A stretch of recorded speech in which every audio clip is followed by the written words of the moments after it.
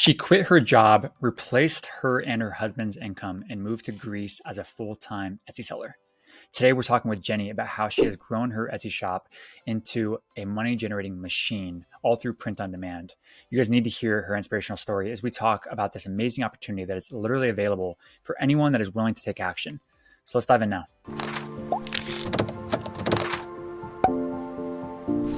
Cool. Jenny, how are you?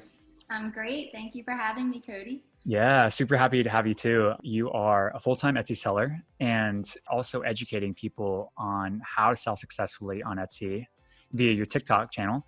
And I think it's just so awesome. Tell me more. Let's jump in. Who are you, Jenny? Okay. So from my TikTok, I'm Jenny from the shop on TikTok. That just kind of happened out of nowhere. I just started sharing my story and people liked it. And then all of a sudden I'm teaching others how to do it, which is awesome. Crazy. And I'm happy to give back because there's enough room for everyone at the table on Etsy. And I specifically am doing print on demand, which is basically I'm making designs for t-shirts, mugs, sweatshirts, and putting them on a mock-up, listing them on Etsy. When somebody purchases my listing, it's synced to the printing company, and then the printing company prints it and ships it for me. So I'm not touching any inventory or anything like that. Basically, all I'm doing is the designing on my iPad or on my laptop, and doing the back end stuff on Etsy, and that's pretty much it. And then customer service, of course, but there's not a ton with that. So. Wow, that's amazing. That's like a very detailed answer. Honestly, way more than I was expecting. So that's super awesome. I mean, you literally just broke down your entire process, right? Basically that's like it in a nutshell. Absolutely. And that's the super powerful thing, I mean, of Etsy and of just selling online in general, of course, is that the work is up front and you basically, after that, it's almost passive, would you say, or what's your thoughts? Yeah, that's been the coolest part about it. So it's been about 2 years this month, I would say. And my first year, I worked really hard. I saw it as a big opportunity, and I looked up to a couple of different people that I found on YouTube, and I just watched their videos and kind of taught myself how to do it. And it was kind of slow rolling at first, the first couple of months, but as the sales started coming in, I'm like, whoa, this really works. It was blowing my mind, I think it was by the second month I could pay my car bill, and I was like, what? That's insane, And I was a teacher too on the side, but it was nice to have this little side income coming in. And then the more it started rolling, I was like, I'm going to be able to quit my teaching position from this. And it did become more passive the more I uploaded new listings on the Etsy, and it kind of just compounds over time and snowball effects. I put in a lot of work my first year because I knew that I was going to be able to, make that happen and where I could quit my job. I just knew it was only a matter of practicing, getting better, uploading more things. And one shirt can make you thousands and thousands of dollars every month, all it takes is one listing. So you just keep swinging the bat and listing. And some shirts might only make you $30 a month, but there's going to be one that makes you that extra 1,000 every single month. It just compounds over time. Amazing. I could go on and on about that because it's the coolest thing. And now, I continue to make more money each month, but I'm putting in less work because I have almost 4,000 listings on my Etsy shop. Crazy. So I put in the time, I did the work up front, like you said, and then now it kind of just speaks for itself and continues to flow. And yeah, it's not passive because, there's the customer service and every now and then printing issues, but I'm working on it 20 to 30 minutes a day, I would say, if that. So yeah, that's amazing. Honestly, that's so inspiring for so many people to hear, right? The fact that there's so many things in there that I want to kind of pull out. One, you had a full-time job. You were a teacher, or it sounded like, I don't know if it was full-time. Was it full-time? Yeah, I was a kindergarten teacher. Yeah. For 8 years. So cool. And you had this, you started learning something about this online thing and about this Etsy thing. You basically researched probably the best way to do this. You started following people that were actually doing it, modeling maybe after some of their success. Yeah. didn't reinvent, the wheel too much. You basically applied with what they were teaching to your niche and your skill set and Yeah. executed really, really, really, really well. Yeah. For sure. And like this isn't something like I just kind of like fell into it too, which was kind of cool. I knew I wanted to quit my teaching position. My family and I wanted to move to Greece. I knew in order to do that, I needed a job online or like some kind of way to get money without being stuck in one Yeah. spot. So that was like my initial thought. And I didn't even know about like e-commerce yet, or like I knew of Etsy, but I thought I had to be like hands on with it, Mm-hmm. which a lot of people do really well being hands on. But Sure. for my lifestyle, I wanted to be able to be free. Yep.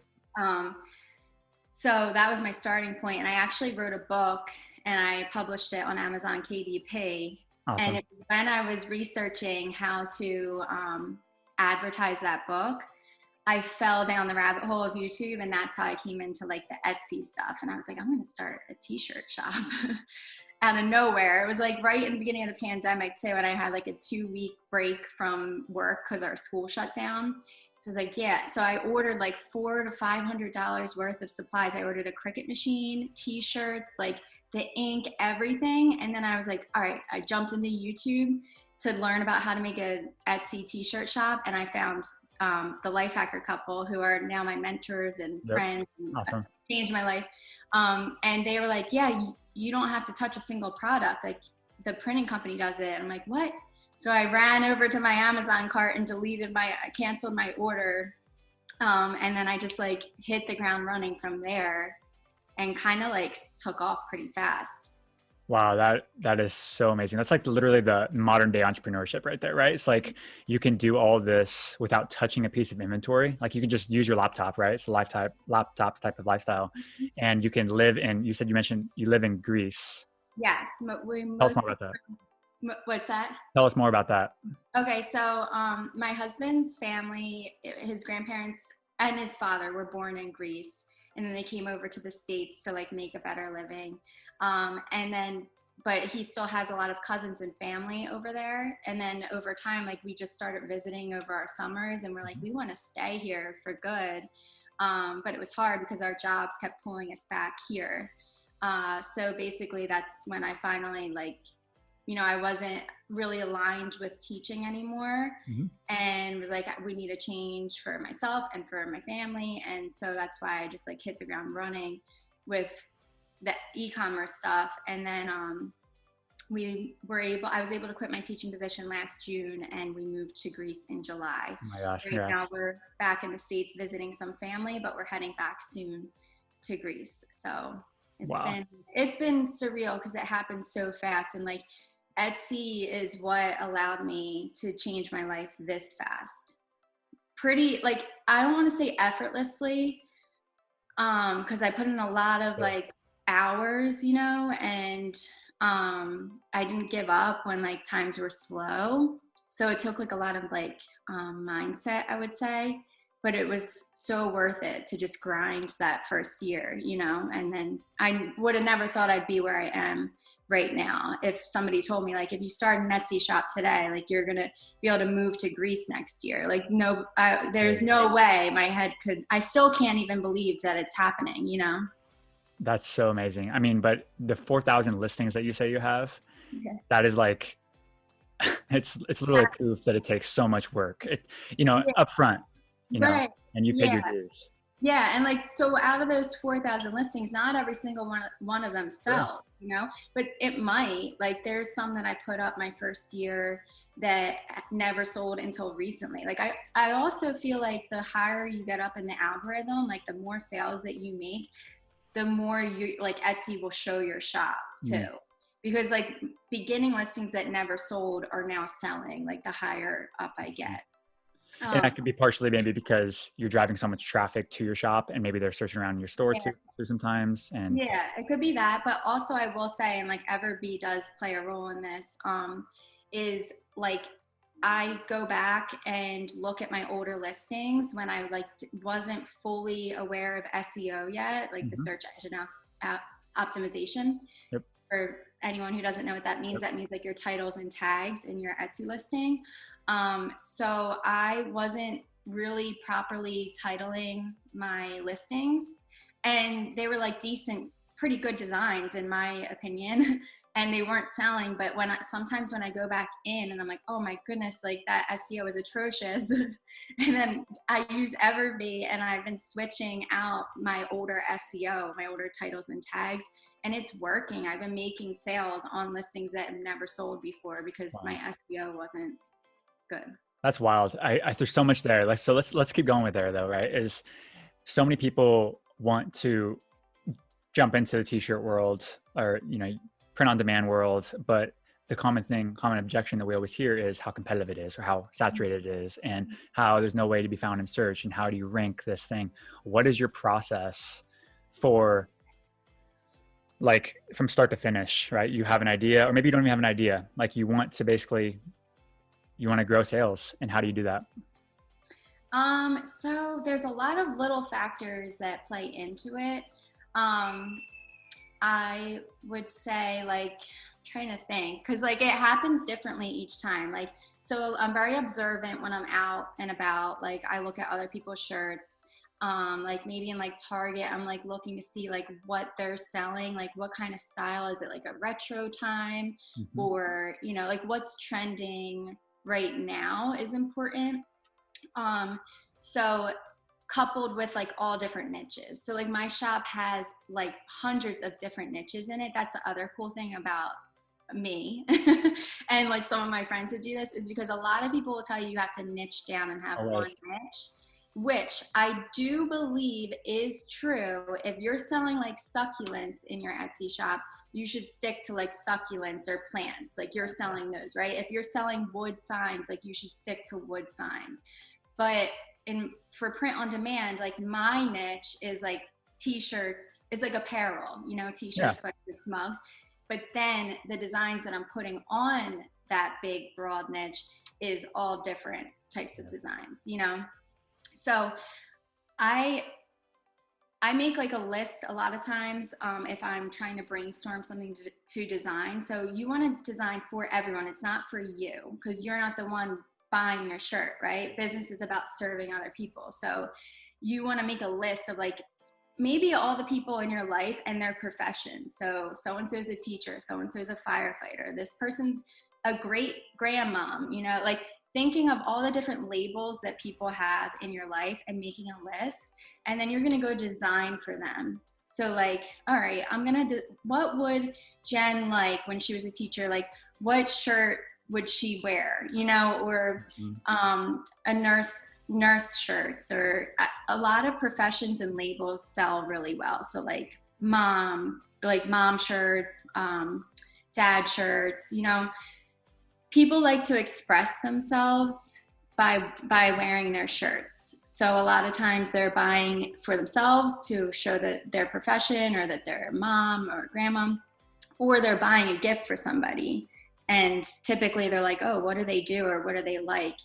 So that's kind of how I wrap my head around like who to design for, basically. And then you kind of think of the trends. Like I could do like a retro-y font, or just a basic font, minimalist font. You got to think of different aesthetics too, because like I might like a retro shirt, but you might not, right? But say we're both teachers, so like it's important to like design in different aesthetics as Sure. well. So if I like think of a cute saying for a teacher shirt, I might make it 3 different ways, like a retro style, a minimalist style, and just like a big bold font or something. Sure. Like Yeah, you're three. making versions, like 3 different Yeah, types of versions of the same type of product. Maybe it's one quote that you really feel like resonates well with, like, yeah. your teacher friend, but maybe the fonts, you make 3 different versions of the fonts of this. Yeah, that way you're hitting like not just one person. Like I like to think of it as like avatars. Like you're not hitting just one teacher avatar. You're hitting like 3 different teachers. Exactly. Everybody has different.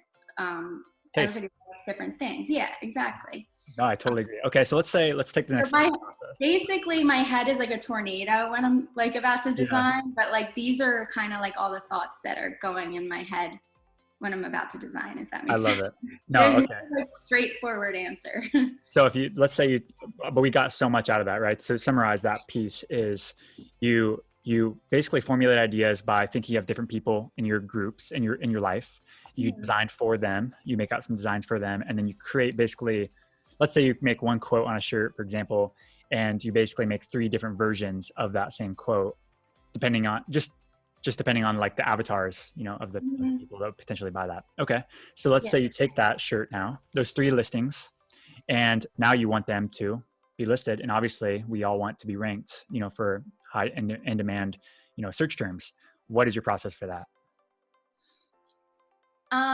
So I like to look for, so I'll have my design, right? Say I made a shirt for a nurse, right? Okay. So I go to the Etsy search and I'll type in nurse shirts or shirt for nurse, just a general thing. Okay.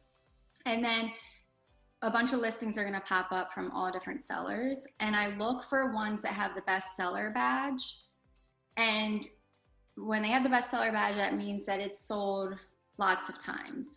So I click onto it, and then if it has 20 in the cart and like over 10 reviews, I know that this is actively selling right now. This is good SEO. It's in front of a lot of people. Mm-hmm. So I will take their title and paste it into mine. I will tweak a couple things. Like say their shirt said like ER nurse, but mine is for all, like not the All ER, nurses, yeah. right? Mm-hmm. I'll take out like emergency room. Well, you know what? Emergency room nurse could still work for it because a nurse, I'm getting too deep right now, but Whatever, either way, basically yeah. if there's like a quote on the shirt and they put that in the title, I'm not going to use that in my title because I don't have that quote on my Sure. shirt. So So you use your brain. You mean you think about this? Yeah. Yeah, of course. exactly. So then I'll just like substitute those couple words with some keywords that I think would fit well Sure. in there. Um, and then I take the tags from their listing and paste them into my tags. So now I have best selling SEO on my listing. Perfect. Yeah.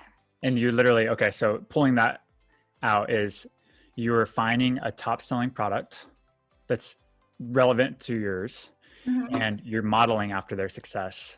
Yes. Basically, And you don't, yeah, and I want to make it clear too, like you don't copy their designs. Like yeah, it's actually best to like have your design ready first yeah, and then go looking for the SEO, because you don't want to, like, it's okay to get inspiration from other sellers and look at their designs and then get an idea of what to design, but there's like a fine line that people cross sometimes with like too much inspiration from it, and it ends sure. up looking like it's copied, whether like you think that or not. So just to stay in integrity with this, I say it's best to design first and then go and look for your best-selling SEO. So you're not like messing with any Sure. other sellers listings, Yeah, I agree. Yeah, it's certainly like we want to keep the marketplace like healthy. And when you're copying some other people's list items, designs, it's not a good way to do long-term sustainable business, and it's not good for anybody. It kills us all. So I agree with that for sure. And the other piece of that too is like so say that shirt, best-selling shirt said ER nurse, and I made one that looked just the same and used their SEO, like then you're really competing with like the best person for that listing, and like Etsy's going to recognize that and not really like boost your listing. Like the bestseller is just going to continue to be the bestseller for that design. So it's best to be original and put your own creativity into your designs, but then use the best-selling SEO. Because if they put they might have a great design, but then their title might have just said ER nurse, when they could be packing it with 140 characters that can help them be seen. So like that title is so important. That's why I go and I search for the best-selling ones. I love it. I agree. And shameless plug, right? They could use EverBee to basically find those top revenue products. You could do it your way, right? Which is basically like look for the people in the cart, or the most people in the cart, and then Yeah. reviews. And there's But also, I'll tell you, like, so I did it that way for the longest time, and clearly it worked. Like I'm successful from this. sure. Ever since I started using EverBee, I'm like, oh my gosh, because there's a lot of bestsellers out there, but like EverBee really helps show you like which ones are bringing in the money the most, like, and monthly.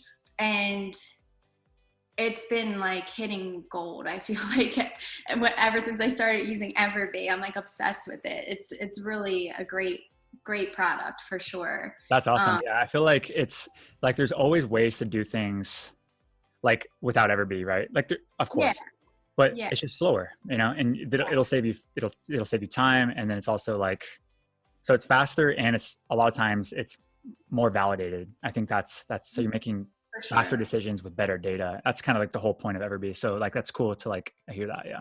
Yeah, it's like being able to see the behind the scenes.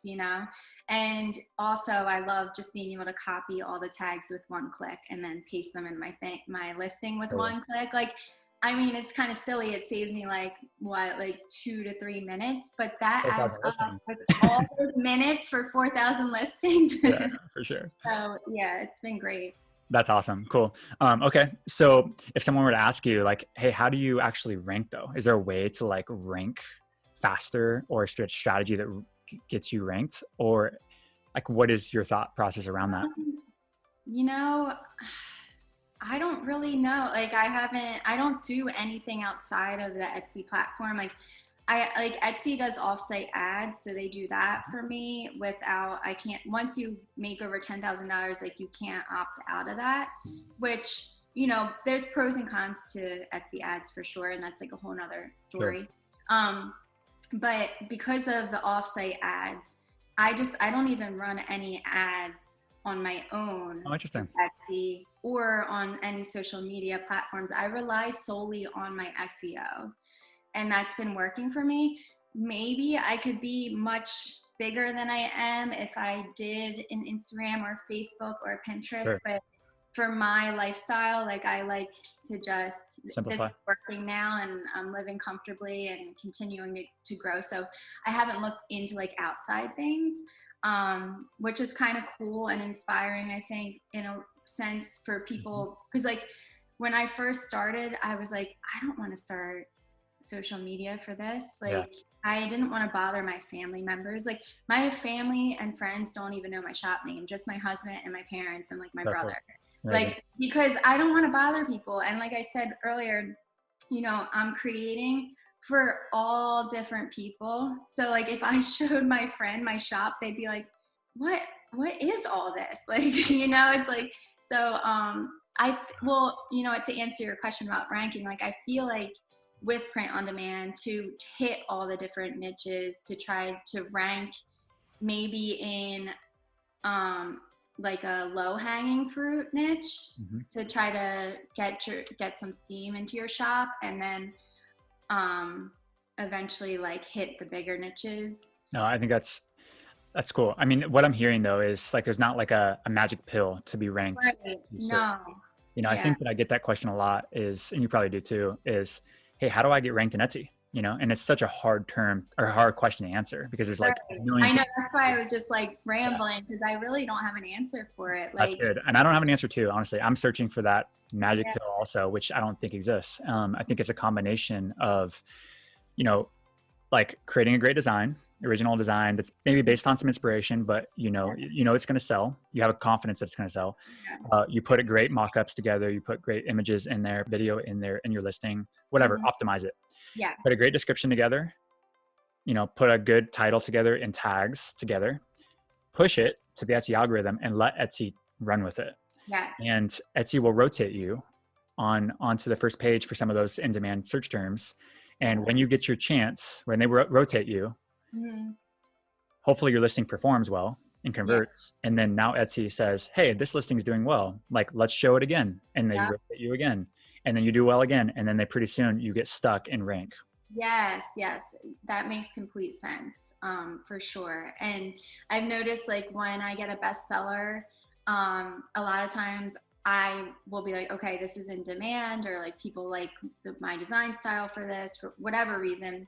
So I will make like 10 other designs of that niche and use that same SEO. and that helps me as well. Wait, so break that down for me. Can you say that again?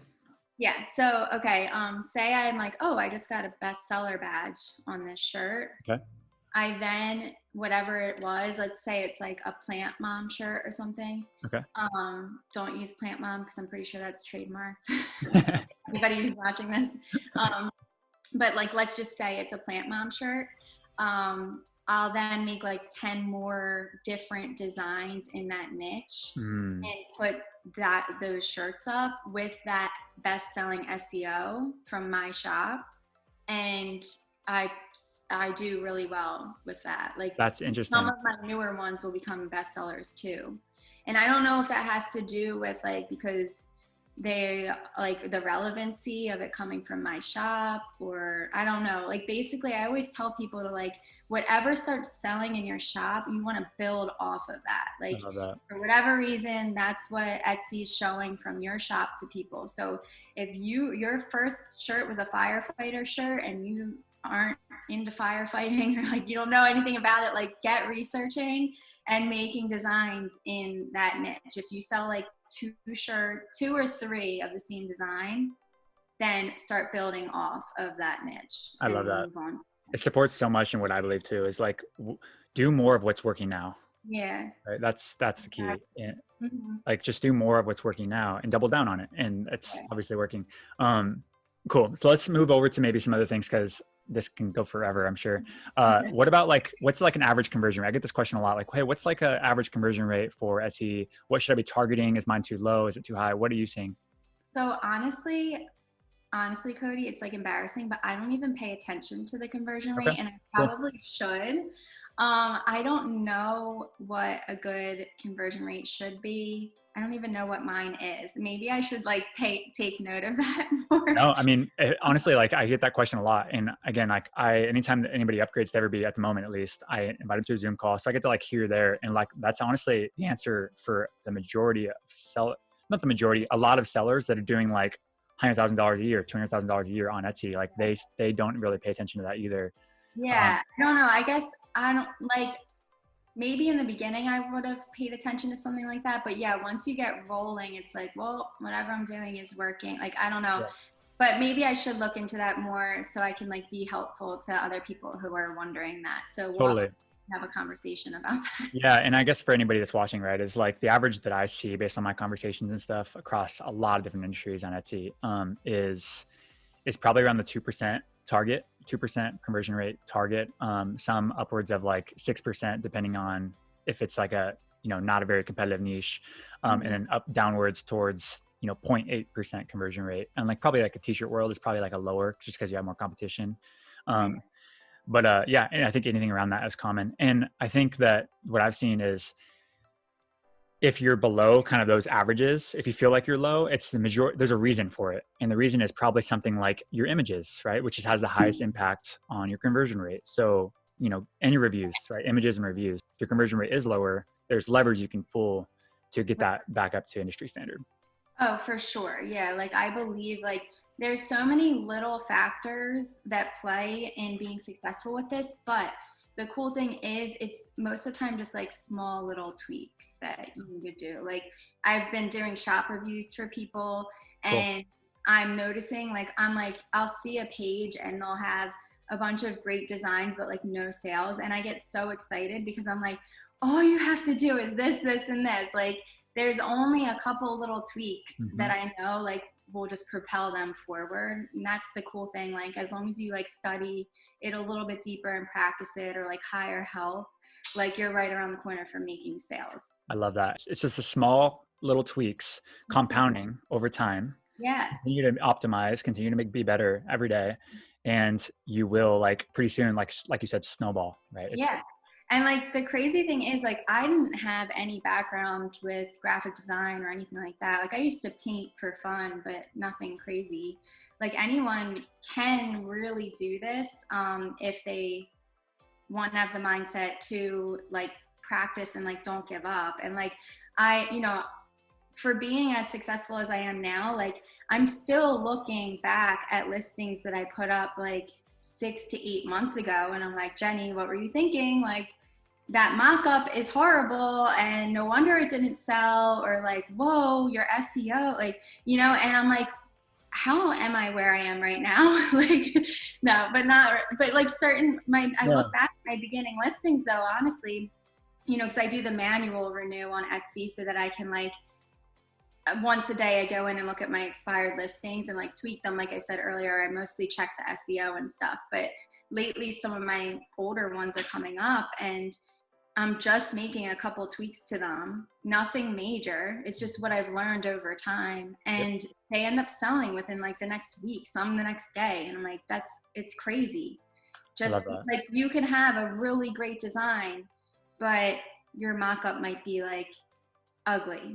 I don't even like that word, but Yeah. like like, or you could have a really great design and your SEO is bad. Like SEO, it's like if you walked into like an unorganized library, like you're not going to find the book that you're looking for.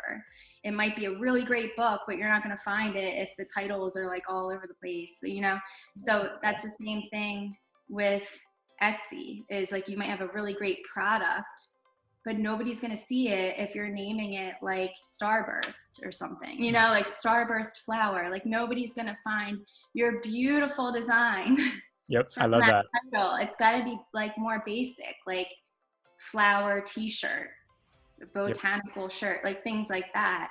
Do you feel like people, a lot of sellers almost overcomplicate the SEO strategy a little much, right? I see it a lot. It's like, oh, your SEO needs to be like more better and more optimized and Yeah. like it's just more everything.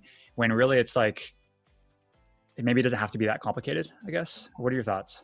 100%. Like I just came out of that mindset, like I'd say in the last couple months. I'm like, why did I make it so hard? Like, and I figured it out over the way, like along the way, but like I made it so hard. Like some of my some of my beginning listings, I just had like no clue, Mm-hmm. and because you feel like, I don't, like you said, like, I don't know why we make it that difficult. Yeah. I think because it's like, we can't believe that something is so easy or simple. Yeah. I'm not sure. I can't wrap my head around I it, feel but like I feel like it's partially because I don't know if we just got back to like the fundamentals of, hey, what is the point of the title and what is the point of the tags? yeah, And the point is to tell Etsy what my thing is. yeah, That is basically, that's the only point of that whole thing, right?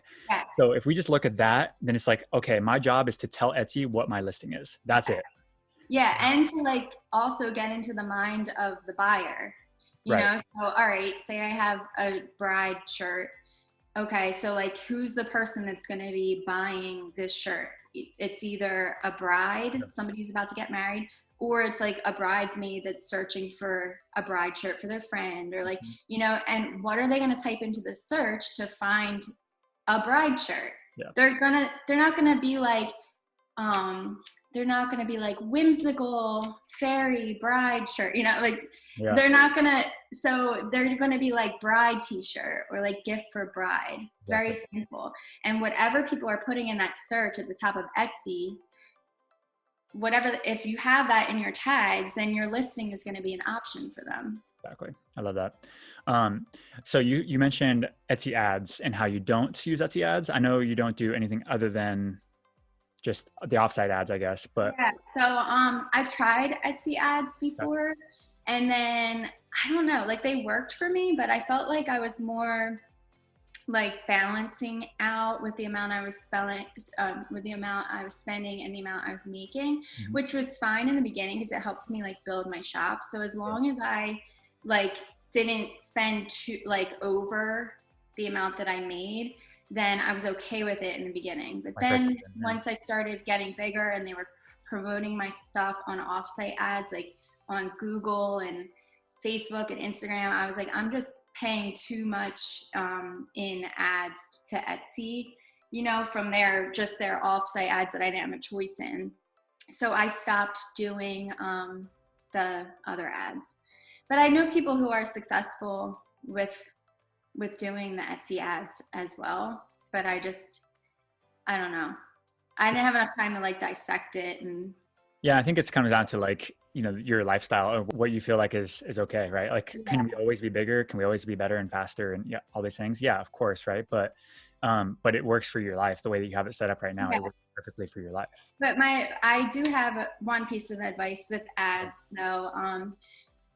I would say don't ever put an ad on anything that hasn't sold at least like 3 times.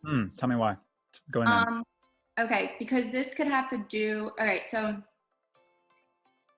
if you put an ad on a listing that's never sold before, it might not convert well because you might not have the correct SEO for it or for whatever reason. Yep. So my idea of the Etsy ads is like you're fueling the fire. So if I have a shirt that just sold 3 times in the past couple of days, I know my SEO is working for me. I know it's a good design. I know people like it.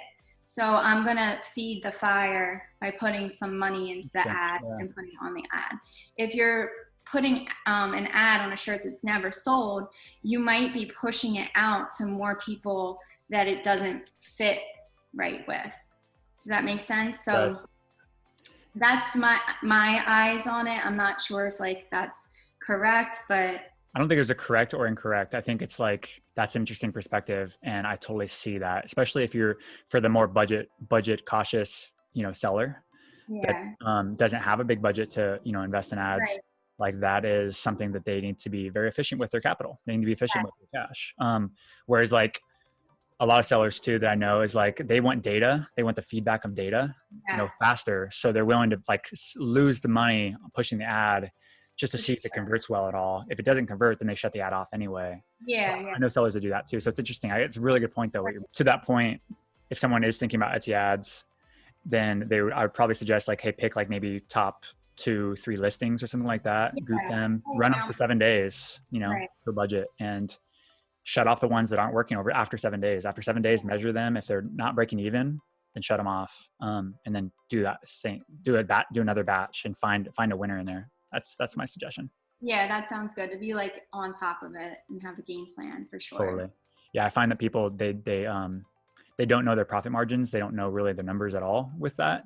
And then they run ads to it, and they're like, they could be just like literally throwing money in the trash just because they don't know that their profit margin is 30%. And, like they just don't know what their margins are. Yeah, for sure. That's crazy. This has been super, we could talk all day, but like, where can people learn more about you and follow you and hear more of your strategies and fundamental stuff on Etsy? Right now, it's just on TikTok, Jenny from the shop with 2 P's, so SHOPP. And I'm thinking about maybe a YouTube channel down the road. But right now, all of my information is on there, and I try to jump on and do some lives every now and then. And then I have some options for people to sign up for a one-on-one with me, or an Etsy shop review, and a couple other like courses and stuff in my bio on my TikTok. So that's the best place for them to learn more from me. I love it. And I will link to all that stuff in the description in the video. And, but yeah, Jenny, thank you so much for coming on. It's seriously super inspiring. Yeah, we appreciate it. Yeah, it's been great. Thank you, Cody. I so appreciate Jenny coming on. Be sure to check out her TikTok in the description below, where she shows more free strategies and tips on actually growing your Etsy shop. Second, if you're not using EverBee yet, go sign up for free in the description below. You guys need to be using data to make decisions in your business, okay? Find the best products to sell on Etsy with EverBee. And finally, curious, what did you guys learn from today's conversation with Jenny? Was there any big takeaways that really made a difference for you? Comment down below. Let us know. Honestly, very, very curious about this. Really appreciate you guys watching the video, and I'll talk to you soon.